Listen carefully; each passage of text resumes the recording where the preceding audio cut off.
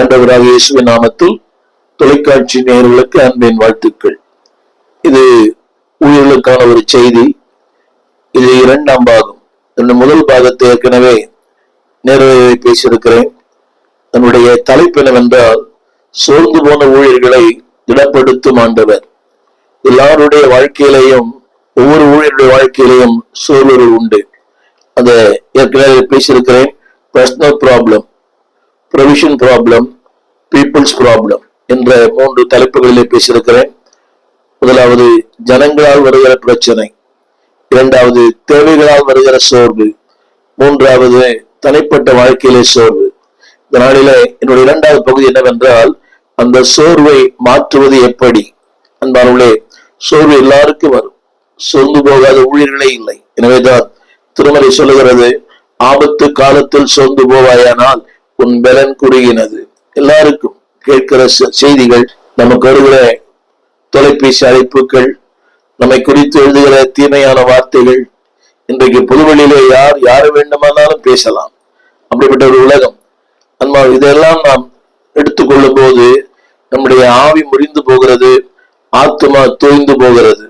மாத்திரமல்ல, சரீரம் கூட பலன் அடைந்து விடுகிறது. எனவேதான் ஆண்டு சொல்கிறார், சோர்ந்து போகாதே. திரும்ப திரும்ப அந்த வார்த்தை திருமகள் அடிக்கடி வருகிறது, சோர்ந்து போகாதே, ஆபத்து காலத்தில் சோர்ந்து போவாயானால். எனவேதான் ஆண்டு சொன்னார், ஆபத்து காலத்திலே என்னை நோக்கி கூப்பிடு. சோர்வு எல்லாருக்கும் வருகிறது. அந்த சோர்வை மாற்றுகிற தேவன் நம்மோடு இருக்கிறார். இந்த நாளிலே ஒரு 3 குறிப்புகளை பகிர்ந்து கொள்ள விரும்புகிறேன். முதலாவது, சோர்வுகளை மாற்றுவதற்கு மோசே செய்த முதல் காரியம் prayed. அவன் ஜெபித்தார். இரண்டாவது, he pursued. மூன்றாவது, he penetrated. அது சொல்ல விரும்புகிறேன். முதல் குறிப்பு, he prayed, ஜெபித்தார். இரண்டாவது, he paid a price. அந்த ஒரு கிரயம் செலுத்தாமல் அந்த சோர்விலிருந்து நீங்கள் விடுதலை பெற முடியாது. எனவே இந்த 2 குறிப்புகளை உங்களோட நான் பகிர்ந்து கொள்ள விரும்புகிறேன். முதல் குறிப்பு, மோசஸ் prayed. அன்பான பல நேரங்களிலே அப்படிப்பட்ட நேரங்களில் ஜெபம் வருவதில்லை. எனவேதான் யாக்கோபிலே சொல்லுகிறார், அதாவது சோர்ந்து போகாமல், சுவிசேஷங்களை சோர்ந்து போகாமல். அப்படியானால் ஜெபம், அதாவது ஆபத்து காலத்துல சோர்வு நிச்சயம் வரும். எனவேதான் லூக்கா 18ஆம் அதிகாரத்துல அந்த முதல் வசனத்துல சோர்ந்து போகாமல். அப்படியானால் அன்பாவளே, அது ஒரு சேலஞ்ச். அப்படிப்பட்ட சோர்ந்து போகிற நேரங்களில நமக்கு ஒரு சவால். அது ஒரு அறைகோவல். ஜெபிப்பாயா, பிரசங்கம் பண்ணுவாயா, ஊழியம் செய்வாயா, உன்னை பார்க்கலாம்.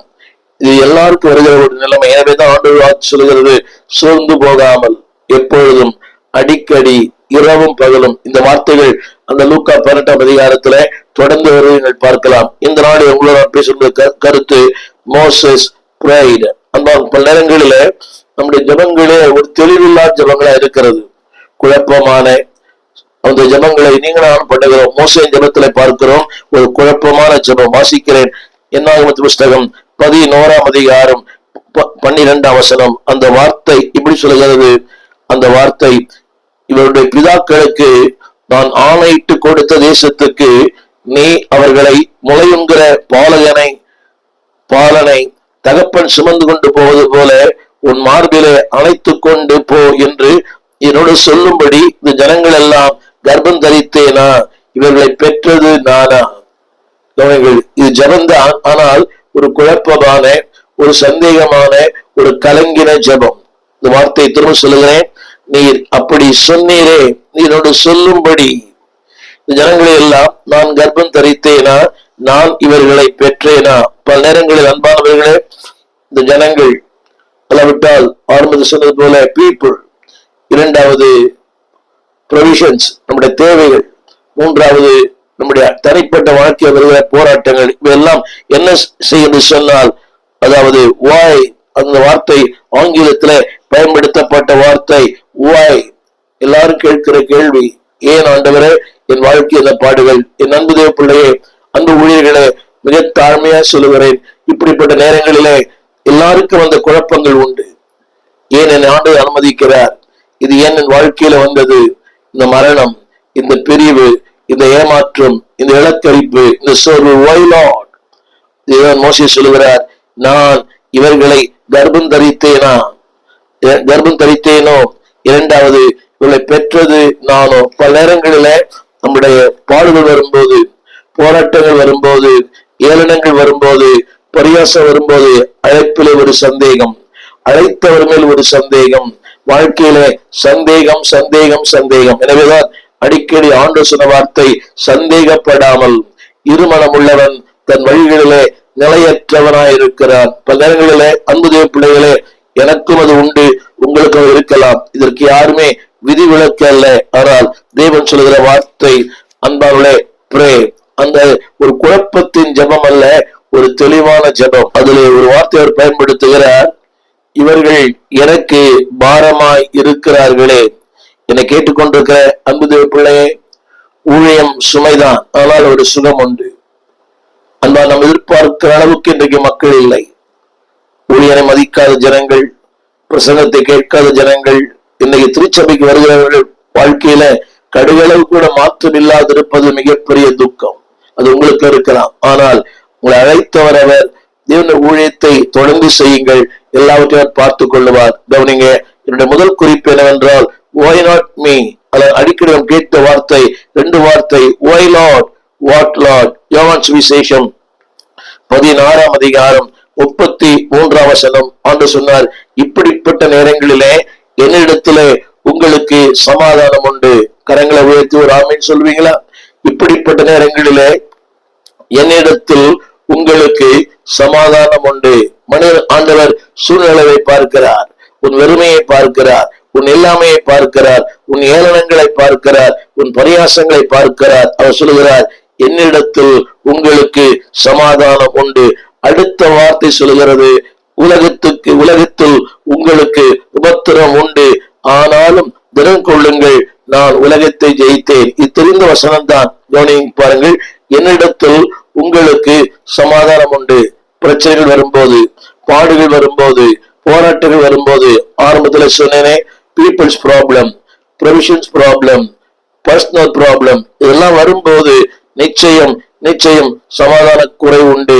ஜெபிக்க முடியாத நேரங்கள், துதிக்க முடியாத நேரங்கள், ஆராதிக்க முடியாத நேரங்கள், நித்திரை செய்ய முடியாத நேரங்கள். ஆனால் தேவன் சொல்லுகிறார், என்னிடத்தில் உங்களுக்கு சமாதானம் உண்டு. அவருடைய கேட்ட கேள்வி 2 முறை வார்த்தை வருது, கர்ப்பம் தரித்தேனோ, பெற்றது நானோ. கேள்வி மேல் கேள்வி. என் அன்பு தேவ பிள்ளையே, இது உங்கள் வாழ்க்கையில வரும், என் வாழ்க்கையிலும் வரும். ஆனால் ஒன்றை செய்வோம் அன்பு தேவ பிள்ளையே, தேவன் சொன்ன வார்த்தை, உங்களுக்கு போராட்டம் உண்டு. எனவேதான் பக்தர் யோபு சொன்னார், யோபின் புஸ்தகம் 14ஆம் அதிகாரம் 1 வசனம், ஸ்திரீடத்துல பிறந்த மனுஷன் வாழ்நாள் குறுகினவனும் சஞ்சலம் நிறைந்தவனுமா இருக்கிறான். இது ஊழியர்களுக்கும் பொருந்தும்.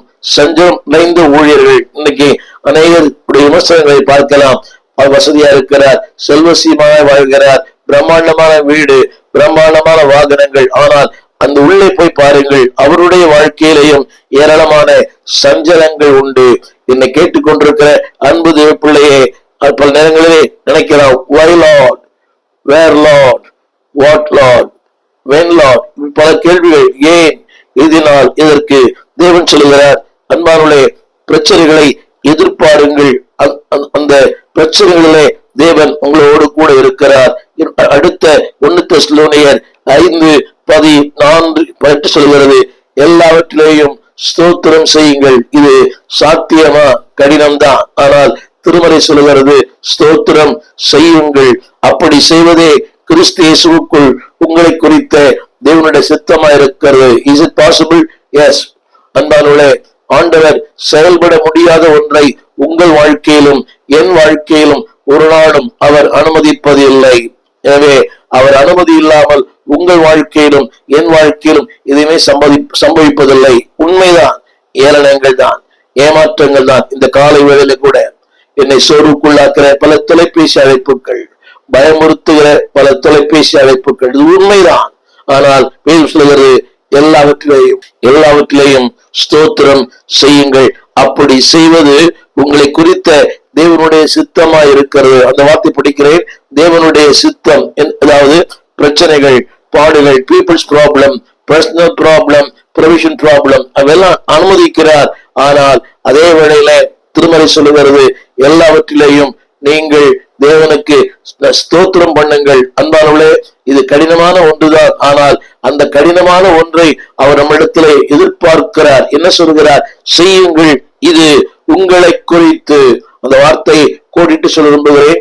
உங்களை குறித்து தேவனுடைய நோக்கமாயிருக்கிறது. எனவே என்னுடைய முதல் கேள்வி பலர்களிலே, நானா நானா எனக்கா உங்களுக்குத்தான். இரண்டாவது, அந்த எல்லாம் தெரிந்த வசனம் தான், ரோமர் 8:28 மனப்பாடமாய் எல்லாரும் சொல்லுவோம்.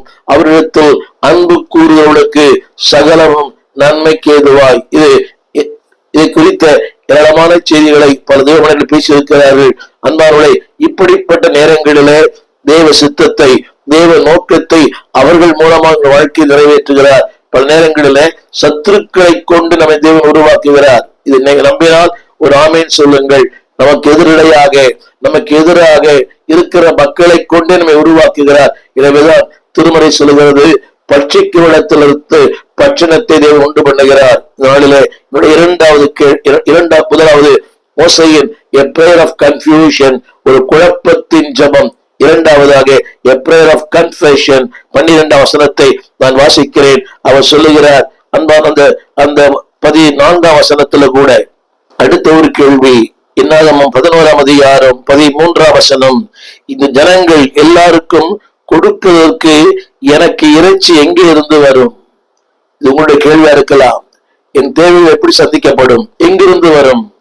பாட்டெல்லாம் பாடுறோம், பரத்திலிருந்து பதில் வரும், பரனென்னை காக்க வல்லோ. அது எங்கிருந்து வரும்? அன்பானவர்களே, கேளுங்க, இது எனக்கு எங்கே இருந்து வரும்? இந்த நாளிலே, இந்த கால வேளையிலே அப்படிப்பட்ட உங்களுக்கு ஒரு எண்ணம் இருக்கலாம். எங்கிருந்து வரும் ஆசீர்வாதங்கள், நன்மைகள், உயர்வு, மேன்மை, ஆத்துமாக்கள் எங்கிருந்து வரும்? பரத்திலிருந்து. உன்னுடைய ஜபங்களை கேட்கிற ஒரு கர்த்தர். இந்த மத்தேயு யோவான் சுவிசேஷம் 21ஆம் அதிகாரம், உயிர்த்தெழுந்த ஆண்டவர் சோர்ந்து போன மக்களை பார்த்து, விளக்கரித்து போன மக்களை பார்த்து, ஆதாரம் உள்ள மக்களை பார்த்து சொன்னார், உங்களுக்கு அது அகப்படும். முடிந்தால் ஒரு ஆமென் சொல்லுங்கள். உங்களுக்கு அது அகப்படும். ஒருவேளை அது பேதருக்கு அகப்படவில்லை, ஆனால் தேவன் உன்னோடு இருந்தால் அது உங்களுக்கு அகப்படும். உங்களுக்கு தெரிந்த வசனம் தான். இழுக்க முடியாத அளவுக்கு அவர்கள் அந்த வலையை இழுத்து கொண்டு வந்தார்கள். என்னை கேட்டுக்கொண்டிருக்கிற அன்புடைய பிள்ளையே, அவர் கேட்ட முதல் வார்த்தை, கொடுப்பதற்கு, எல்லாருக்கும் கொடுப்பதற்கு எனக்கு எங்கிருந்து வரும்? அன்புடைய பிள்ளை ஊழியனை எல்லாருக்கும் கொடுக்க முடித்தான் கர்த்தர் உன்னை அழைத்திருக்கிறார். எல்லாருக்கும் கொடுக்க, வார்த்தையை கொடுக்க, கிருபைகளை கொடுக்க, இரக்கங்களை கொடுக்க, வல்லமையை கொடுக்க தேவன் சொல்கிறார். ஜனங்களுக்கு கொடுப்பதற்காகவே உன்னை கர்த்தர் அழைத்திருக்கிறார். முடிந்தால் ஆமென் சொல்லுங்கள். ஜனங்களுக்கு நன்மைகளை கொடுக்க, வாழ்வை கொடுக்க, மேன்மைகளை கொடுக்க, அவருடைய வாழ்க்கையில தேவ சித்தத்தை அவர்களுக்கு கொடுக்க, அதற்காகத்தான் உங்களையும் என்னையும் தேவன் அழைத்திருக்கிறார். God calls for a purpose. God's call for a plan. God's call with a promise. ஒரு அழைப்போடு கூட, ஒரு நோக்கத்தோடு கூட, ஒரு தரிசனத்தோடு கூட உங்களையும் என்னையும் கர்த்தர் அழைத்திருக்கிறார். இந்த நாளிலே அடுத்த அவருடைய ஜெபத்திலே இரண்டாவது குறிப்பு, a prayer of confession.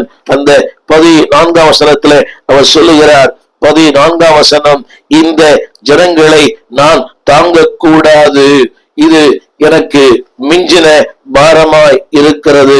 அன்புடைய பிள்ளையே, ஒருவேளை ஊழியம் பாரமா இருக்கலாம், உனக்கு மிஞ்சின ஒன்றா இருக்கலாம். திரும்ப திரும்ப சொல்லுகிறேன், உன் திராணிக்கு மேலாக உன்னை ஒரு நாளும் அவர் சோதிப்பது இல்லை. அவர் சொன்ன வார்த்தை, அதாவது இது எனக்கு மிஞ்சின பாரமா இருக்கிறது. என் அன்புடைய பிள்ளையே, அப்படிப்பட்ட பாரத்தை உன்னை வைக்கிற கர்த்தர் அல்ல.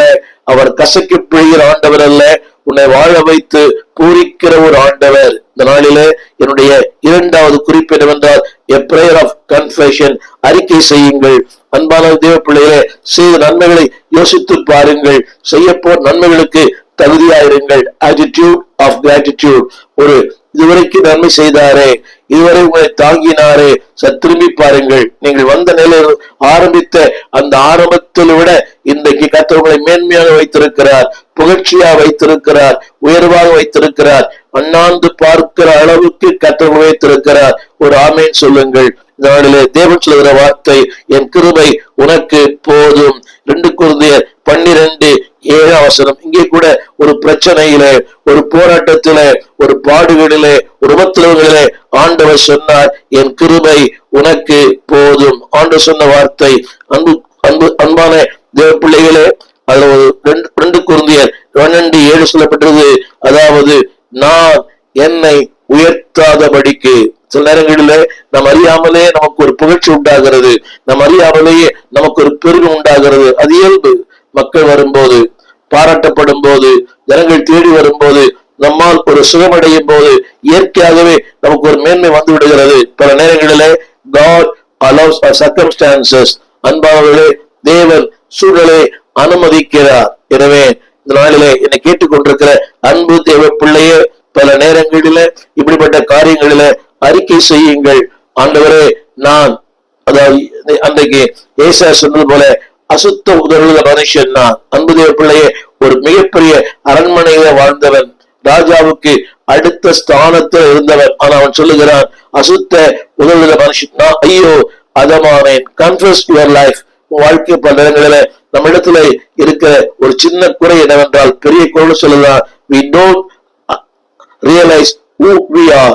நாம் யார் என்பதை மறந்து போகிறோம். என் அன்பு பிள்ளைகளே, பல நேரங்களிலே மேன்மை பாராட்ட வேண்டாம். உங்களுடைய செய்திகள் பிரமாதம், உங்களுடைய ஊழியர்கள் பிரமாதம், ஆத்துமாக்கள் பிரமாதம், எல்லாம் பிரமாதம். Don't post your self. இன்னைக்கு இருக்கிற எல்லா ஊழியர்களை பார்த்தா, அதாவது ஏகப்பட்ட பட்டங்கள், right reverend, bishop, doctor, moderator, பேருக்கு பின்னாலே ஏராளமான, அது நல்லது, உங்களுடைய படிப்பு, அதை பயன்படுத்துங்கள். ஆனால் அதிலே மேன்மை பாராட்ட வேண்டாம். அழைப்பிலே மேன்மை பாராட்டுங்கள், அழைத்தவரை மேன்மை பாராட்டுங்கள், ஒரு கொடுத்த ரட்சிப்பிலே மேன்மை பாராட்டுங்கள், ஒரு கொடுத்த கிருபைகளிலே மேன்மை பாராட்டுங்கள்.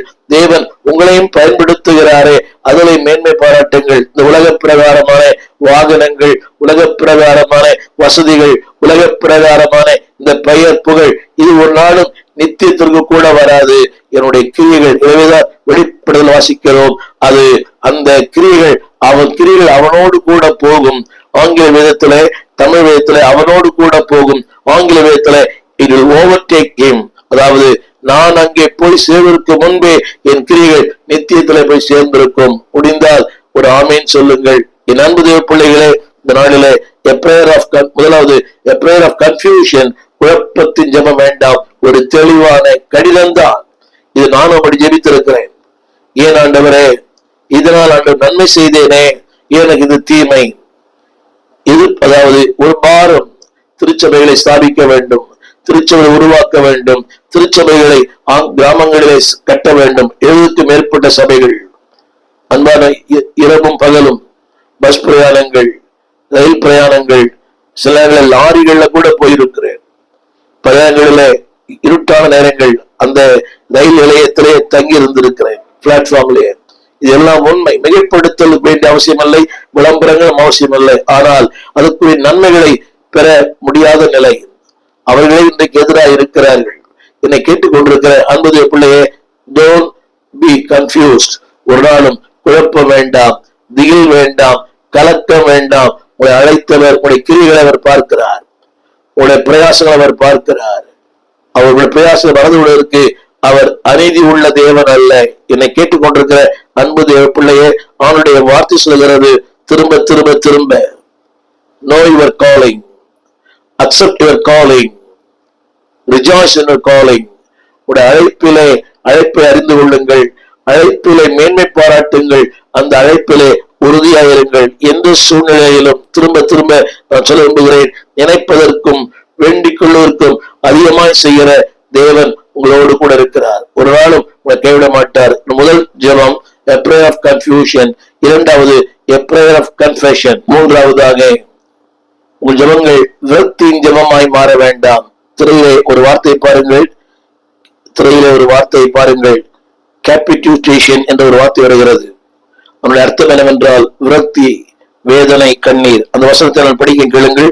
11-15 அந்த வார்த்தை சொல்கிறது, அந்த வார்த்தை என் உபத்திரவத்தை நான் காணாதபடி. வருகிறேன், என் உபத்திரவத்தை நான், இது எல்லாருடைய அப்படித்தான். குழப்பமான, சோர்ந்து போன, உடைந்து போன ஒரு ஜெபம். என் உபத்திரவத்தை நான் காணாதபடிக்கு இப்பொழுதே என்னை கொன்று போடும் என்று வேண்டிக் கொண்டார். யோசித்து பாருங்கள், இது ஒரு ஜெபம். இது நீங்களும் அப்படி ஜெபிச்சிருக்கலாம். என்னை கேட்டுக்கொண்டிருக்கிற அன்பு தேவ பிள்ளையே, அவங்க பயன்படுத்தப்பட்ட வார்த்தை either to get out of this mess or kill me. இதுதான் ஆங்கிலத்தில் பயன்படுத்தப்பட்ட வார்த்தை. either you get me out of my mess, either you get me out of my problem, out of my pressure, out of my pain, or you kill me. அன்பார்களே, தேவன் உன்னையும் என்னையும் கொன்று கூட அழைக்கவில்லை, வாழ வைக்க அழைத்திருக்கிறார். அனைவருக்கு வாழ்வு கொடுக்க அழைத்திருக்கிறார். எனவேதான் வாழ்வு தரும் வார்த்தைகளை உங்கள் கையிலே கொடுத்திருக்கிறார். அன்பானது பிள்ளையே, யோசித்து பாருங்கள். நமக்கு இருந்த ஒற்றியாக்கள், நம்மோட பாடுபட்டவர்கள், நம்மோட கடினமான வாழ்க்கை வாழ்ந்தவர்கள், அவர்களுக்கு இந்த மேன்மை இல்லை, இந்த வசதி இல்லை, அவளை யாரும் பாராட்டவில்லை, அவர்களுக்கு புகழாரம் இல்லை, அவளுக்கு ரைட் ரெவரண்ட் பிஷப் டாக்டர் பட்டங்கள் இல்லை. ஆனாலும் they work very hard. அன்பாவளே, அவர்கள் அந்த சூழ்நிலையை வாழ்ந்தார். எனவேதான் இவரை ஆக்கியன் சொல்கிறார், அதாவது மரணம் நேரிடலா இருந்தாலும் வெளிப்படுத்தல, இவரை ஆக்கியோன் அதாவது தங்கள் பிள்ளைகளையும் சாக கொடுத்தார்கள். வெளிப்படுத்தல் எழுதப்பட்டிருக்கிறது, மரணம் நேரிடலா இருந்தாலும் ஆட்டுக்குட்டியானவருக்கு தங்களை அர்ப்பணித்தார்கள். என்னை கேட்டுக்கொண்டிருக்கிற அன்புடைய பிள்ளையே, I know what I speak. நான் எதை பேசு என்பதை நான் அறிந்திருக்கிறேன். எனவேதான் வேதம் சொல்கிறது, எல்லாம் தெரிந்த வசனம் 1 கொரிந்தியர் 15:58, எனக்கு பிரியமான சகோதரரே, இதை சொல்லுகிறவர் பாடுகளை சகித்தவர், பாடுகளை பட்டவர். அவர் சொல்லுகிறார், கர்த்தருக்குள் நீங்கள் படுகிற பிரயாசம் விருதாவாய் இராது என்று அறிந்து உறுதிப்பட்டவர்களாய். The time of confusion, the time of calamities, the time of drifting, தடுமாறும் நேரம், இருளான நேரம், டல் டைம், சோர்ந்து போன இடங்களில் உறுதிப்பட்டவர்களாய், அசையாதவர்களாய், கர்த்தருடைய கிரியைகளிலே எப்போதும் பிரதிகளாய் இருப்பீர்களாக. கடினம் 3 சொல்கிறேன், உறுதி, அசையாமல், மிக கடினம். கேட்கிற செய்திகள், பார்க்கிற சம்பவங்கள், நடக்கும் காரியங்களை பார்க்கும்போது we all moved. நாம் அசைக்கப்படுகிறோம். நாம் வெறும் ஜடம் அல்ல, எந்திரம் அல்ல, நம்ம ரோபோ அல்ல, மனிதர்கள் தான், உணர்ச்சிகளோடு வாழ்கிறவர்கள் தான். நமக்கு உணர்ச்சிகள் உண்டு, எல்லாம் உண்டு. ஆனால் திருமறை சொல்லுகிறது, உறுதிப்பட்டவர்களாய் எப்பொழுதும், அந்த வார்த்தை படிங்க, எப்பொழுதும் உறுதிப்பட்டவர்களாய், அசையாதவர்களாய், கர்த்தருடைய கிரியைகளிலே இன்னும் அதிகமாய். என்னை கேட்டுக்கொண்டிருக்கிற அந்த ஊழியர்களை நன்மை நீங்க செஞ்சிருக்கிறீங்க, உண்மைதான். உறவுகளுக்கு உள்ளது.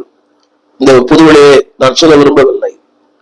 அநேக படிப்பறியாத வாழ்க்கையின் அடித்தளத்திலிருந்த மனிதர்களை அழைத்து அவர்களை பயிற்சிவித்து திருச்சபையை கட்டி கொடுத்து, அவர்களுக்கு வாகனங்கள் வாங்கி கொடுத்து, அவர்களுக்கு ஒரு வீட்டை கட்டி கொடுத்து, ஒரு அடையாளப்படுத்தின அவர்கள் இன்றைக்கு எனக்கு எதிராக செயல்படுகிற மக்களை நான் பார்க்கிறேன்.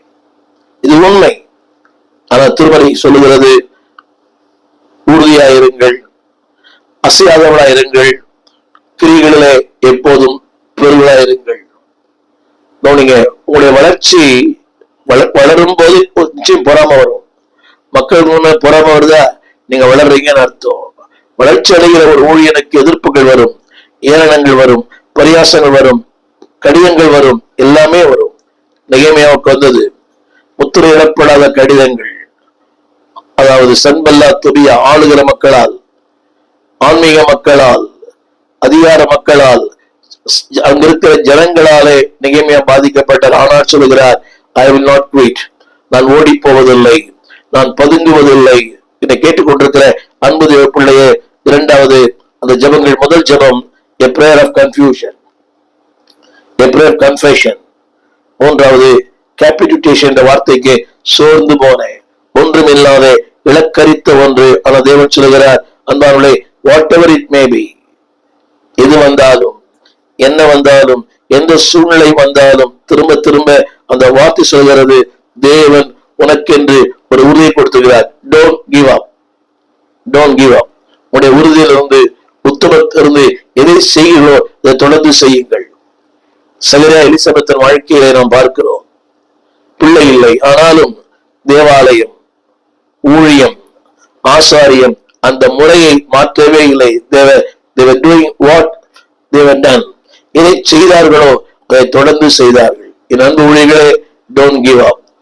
பேசுவோர் பேசட்டும், தூற்றுவோர் தூட்டட்டும், எதிரிகள் வரட்டும், ஆனால் வெற்றி உங்களுடையதான். எனவே வேதம் சொல்கிறது, நீங்கள் எப்போதும் பெருகிறவர்களாய். உங்களுக்கு தெரியுமா, இந்த குறை சொல்றவங்க, குற்றம் கண்டுபிடிக்கிறவங்க, ஏளனம் பண்றவங்க, இந்த பேஸ்புக்ல அடுத்து விமர்சிக்கிறவங்க, அவங்க கடைசி வரைக்கும் அவங்களா தான் இருக்கிறாங்க. ஆனால் விமர்சிக்கப்படுகிற ஊழியர்கள் வளர்ந்து கொண்டே இருக்கிறார்கள். அதுதான் ஒரு டிஜே ஐயா, இருக்கிற மோகன்சி அவர்கள், எத்தனையோ ஊழியக்காரர்கள் வெளிநாடுகள்ல கூட பெரியன் அவரை குறித்து ஏராளமான வார்த்தைகள். ஆனால் still God is using them. கர்த்தர்களை பயன்படுத்தி கொண்டிருக்கிறார். என்னை கேட்டுக்கொண்டிருக்கிற என் அன்பு தேவ பிள்ளையே, நீ செலுத்த வேண்டிய ஒரு கிரயம் உண்டு. சொல்லுவேன். அதாவது number 1 prayer, number 2 the price you have to pay. ஆண்டு சொல்லுவார் 16 வசனம் 16 பர வாசிக்கிறேன். நீ செலுத்த வேண்டிய ஒரு கிரயம். அப்பொழுது கர்த்தர் மோசேயை நோக்கி, நீ இஸ்ரவேல் ஜனங்களுக்கு மூப்பருக்கும் தலைவருமானவர்கள் இன்னார் என்று நீ அறிந்திருக்கிறாயே. அந்த மூப்பரில் 7 பேரை கூட்டி அவர்களை ஆசரிப்பு கூடாரத்திலே அங்கே உன்னோடு கூட வந்து இருக்கும்படி செய். இது கடினமான ஒன்று. ஏளனம் பண்ணினவர்கள், பரியாசம் பண்ணினவர்கள். ஆனால் அடுத்த 17 வசனம் அந்த வார்த்தை சொல்கிறது, நான் இறங்கி வந்து அவர்களுக்கு முன்பாக இறங்கி வந்து அங்கே உன்னோடு பேசுவேன். people know that. இரண்டாவது, நீ ஒருவன் மாத்திரம் ஜனங்களின் பார சுமக்காமல் உன்னோடு கூட அவர்களும் அதை சுமப்பதற்காக உன்மேல் இருக்கிற ஆவியை அவர்கள் மேலும் வைப்பேன். என்னை கேட்டுக்கொண்டிருக்கிற அன்பு பிள்ளையே, அதாவது 15 வசனத்துல அங்கே நீ ஒன்று நில் நிற்கும்படி செய். எப்படி ஐயா? இலக்கரித்தவர், என்னை ஏளனம் பண்ணினவர்கள், பரியாசம் பண்ணினவர்கள், என்னை கொன்று கூட கற்களை எரிகிறவர்கள், அவர் தேவன் சொல்கிறார் நில். அந்த வார்த்தையை திரையிலே பாருங்கள். நீ நிற்கும்படி செய். நீ நில், அவர் நிற்கும்படி செய். பாருங்க, அந்த கிருபை கர்த்தர் உங்களுக்கு கொடுத்திருக்கிறார். அந்த அபிஷேகம் உங்களை கர்த்தருக்கு கொடுத்திருக்கிறார். ஏன் தெரியுமா? அவர்கள் இன்னைக்கு சோர்ந்து போய் இருக்கிறார்கள். வடிந்து போனார், இலக்கரித்து போனார். ஆனால் அவர்களை நிற்க செய்கிற பலத்தை உன்னை நிற்க செய்து அவர்களையும் கர்த்தர் நிற்க செய்கிறார். நான் சொல்ல வந்த வார்த்தை 2 காரியம் சொல்லுகிறேன். தேவன் கொடுக்கிற அத்தாரிட்டி, அவர் கொடுக்கிற அதிகாரம். நான் உன்னோடு பேசுவேன், இறங்கி வருவேன், அவர்களை நிற்கும்படி செய். God give the authority to Moses. தேவன் உங்களுக்கு அதிகாரம் கொடுத்திருக்கிறார். அதிகாரம் மட்டுமல்ல, எபிலிட்டி. தலைவரை பாருங்கள், அத்தாரிட்டி. இரண்டாவது எபிலிட்டி. தேவன் அந்த கிருபையை உங்களுக்கு கொடுத்திருக்கிறார். 17 வசனத்திலிருந்து 25 வசனம் வரைக்கும் ஒரு பெரிய வார்த்தை. 25 வசனம், கர்த்தர் மேகத்திலிருந்து இறங்கி அவனோடு பேசி அவன் மேல் இருந்த ஆவியை மூப்பராகிய 70 பேர் மேல் வைத்தார். அந்த ஆவி அவர் மேல் வந்து தங்கின மாத்திரத்திலே திரும்ப சொன்னார்கள், சொல்லி ஓய்ந்து போனார்கள். அவர்கள் ஓய்ந்து போனார்கள், ஆனால் மோசே ஓய்ந்து போகவில்லை. அந்த இடத்துல கூட சொல்றாரு, நான் உன்னை அவர்களுக்கு முன்பாக வைப்பேன். என்னை கேட்டுக்கொண்டிருக்கிற அன்பு தேவ பிள்ளையே, God's authority. God's authority. இரண்டாவது, God's ability. சொல்லுகிறேன், the realm of authority. உன்னை ஒரு அதிகாரம் உள்ளவனாய் கர்த்தர் வைக்கிறார். அது மட்டுமல்ல அன்பானவர்களே, அவர் உன்னை திறமை உள்ளவராய், எபிலிட்டி, நிற்கும்படி செய். அந்த வார்த்தை, இந்த வசனத்தை 25 கூட வாசித்து பாருங்கள்.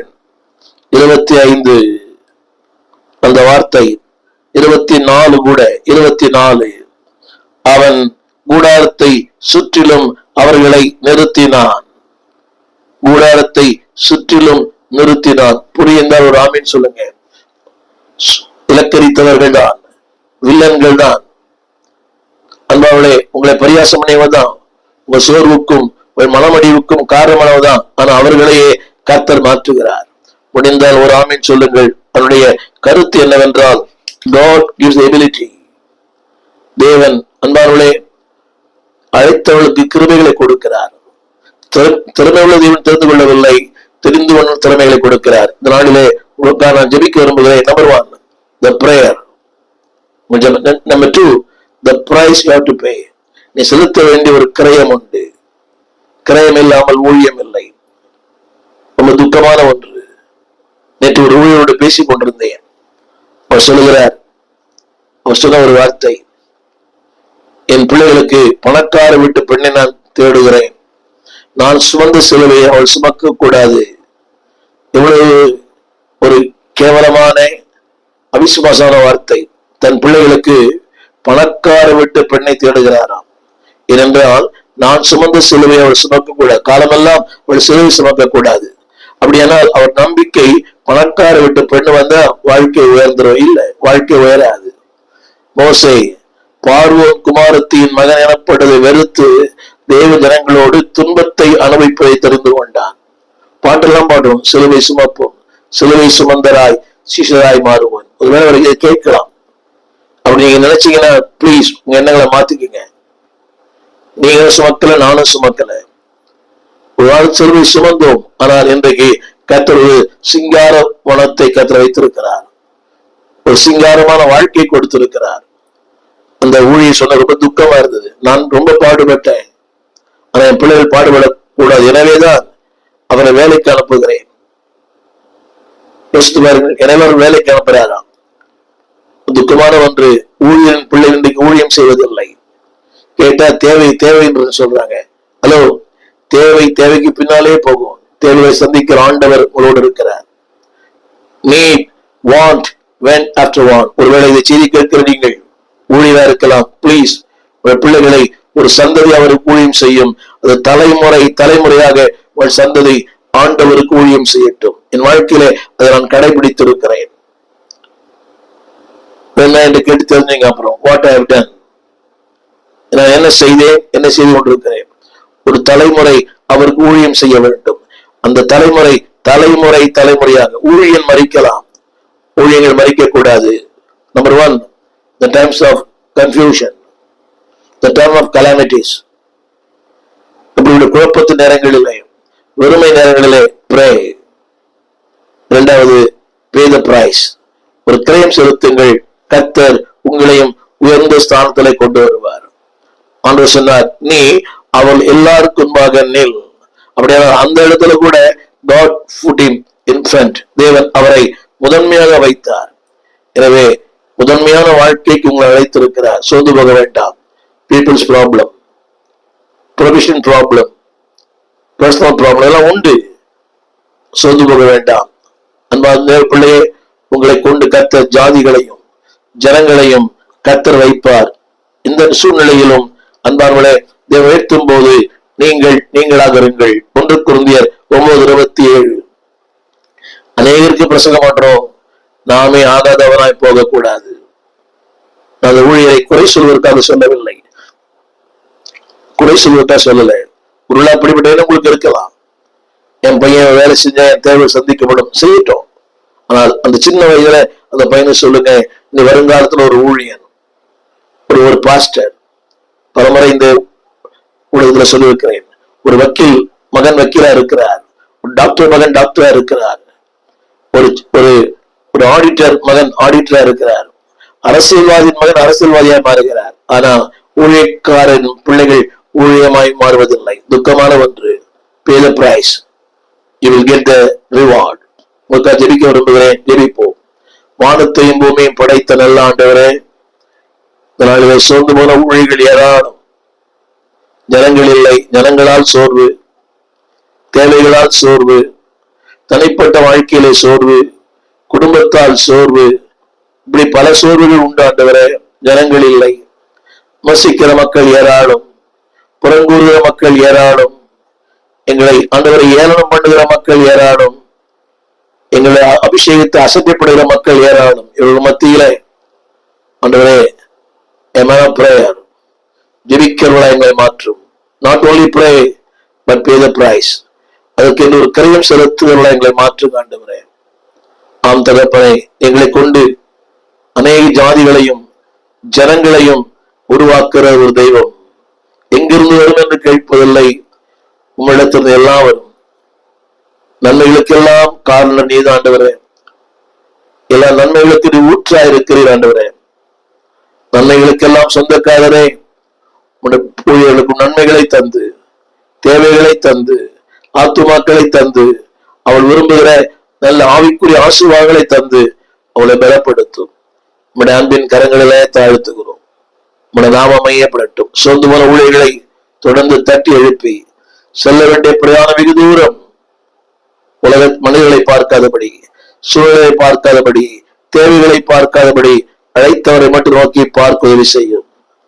தேவ ஊழியத்தை தேவ சித்தப்படி செய்தால் தேவைகளை தேடி வந்து தருவீர். அதை இன்றைக்கு நிரூபிக்கிற ஒரு ஆண்டவர். அப்படி ஊழியக்காரருடைய வாழ்க்கையில் நிரூபிப்பீராக. இயேசுவின் நாமத்தில் நல்ல பிதாவே, ஆமென். அன்பான ஊழியர்களே, இந்த செய்தியை இன்னொரு முறை கேளுங்கள். சோர்ந்து கொள்ள வேண்டாம். செல்ல வேண்டிய பிரயாணம் வெகு தூரம். வாழ்க்கை ஒரு போராட்டம், ஊழியம் அதை விட போராட்டம். ஆனால் வெற்றி உங்களுக்கே. God bless you.